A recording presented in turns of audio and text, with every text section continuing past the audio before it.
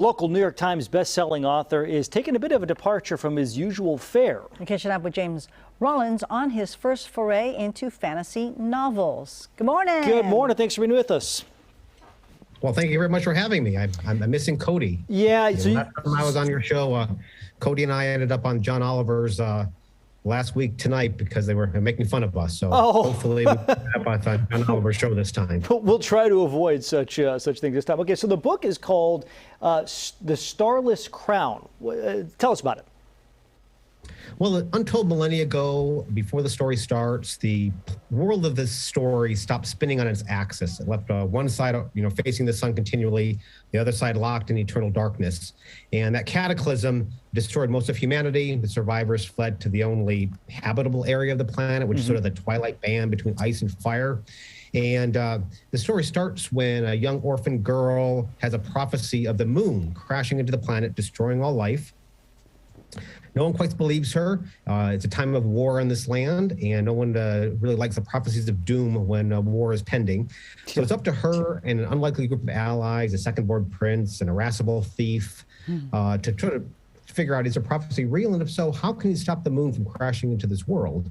So this is a big quest into the frozen side of the world, into the fire blasted side of the world, all to try to figure out, can they stop this prophecy of doom known as moonfall? So that is a fascinating story, and I find your story, getting to this point as an author, fascinating as well, because for many years you were a veterinarian here in Sacramento. Give us the short version, if you will, how you went from veterinarian to author. Well, I always thought it'd be fun to maybe walk into a bookstore one day and see my book on a shelf. But, I love medicine, I love science, I love animals. So veterinary medicine was my passion. That's what I wanted to do growing up. But I couldn't quite let go of that twisted side of my mind that sort of spun stories from my younger siblings. And so I started working on a story, and lo and behold, that story sold. My clients at the veterinary hospital in the Pocket area became suspicious, mostly because of posters in the lobby. Get your cat spayed, get a free book. And so, slowly over time, the James Rollins, the author, became a little bit more successful than the veterinarian. And I began to transition from full-time veterinarian to part-time veterinarian to full-time writer. And now I just basically use my veterinary degree as a hobby. I still can neuter a cat in under 30 seconds. I'm willing to prove it at any moment. I still work with the trap and release program that we, trap feral cats bring to the center. About 8 hours for one Sunday a month, I spay and neuter cats. So it's a hobby. So at this point, I think I've achieved that goal in life. Okay. Well, you had a virtual event tonight, right? I do. I had an event over at a real in-person event over at the Roseville Galleria. Okay. I signed a stack of books. Anybody wants a signed copy of Starless Crown? I actually did doodle of a sword. Oh, cool. I'm telling it's a doodle of a sword because they may look at that and go, "What did he draw in this book?" It's a sword.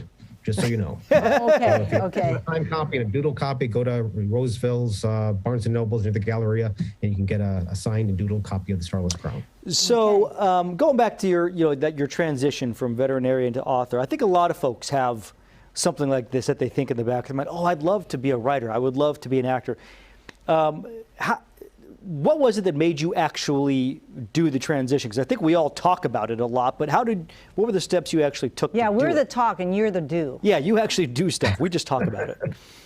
Well, I was done in steps. I joined a writing club in Sacramento, the Sacramento Suburban Writers, and they sort of gave me the tools in which to, how to craft a story, how to tell a story, and also how to get that story published. And I just it was not an instant success. I wrote short stories for 4 years. They're now buried in my backyard, never see light of day. But eventually I felt confident enough to tackle my first novel, and I did, and that was rejected soundly by the publishing world. I had 49 different rejections for that first book. It was a 50th agent that saw something in that story that was worthy of publication. Wow. And she was right. Eventually that did sell. So again, for any would-be writers out there, perseverance is a big step in trying to get published. Is that if I had stopped at 35 rejections, I might not be an author today. Right. So as I understand, this latest book, The Starless Crown, is the first in a saga. So do you have the whole story planned out ahead of time? I do. It's a 4-book arc, and I know, not only do I know the ending of the story, I know the very last line that's going to complete this 4-book arc. Now wait, do you know the line, or have you or do you know what the last line is going to be, and you're going to write yourself to that point, or have you written everything already there? Oh no! At this point, I've only completed the second book. I mean, the first book. I'm about 5/6 of the way through the second book. But I know where that train has to land, or that I've laid down the tracks. I know where it has to end, and so I think especially when you're trying to juggle a big epic story like this, you need some road marks. You need some path to get you to that. So I need to sort of structure that in advance. So you know the final line. If you were to give that to us now, would it ruin the story for everybody? It would ruin the story because there's a story in the story. There's a mysterious narrator that's telling the story. You're not going to find out who he is until the very last line of that 4-book arc. Interesting. Oh, intriguing. Well, James Rollins, best of luck. Thank you so much. And again, you're going to be at the Roseville Galleria tonight. Folks can go by, get a signed copy of the Starless Crown. Thank you very much. And we'll tell Cody. Cody says he missed you, and we'll tell him you said hi as well. Please do. All right. And hopefully Thank stand you. up John Oliver today. Thanks for putting up with us.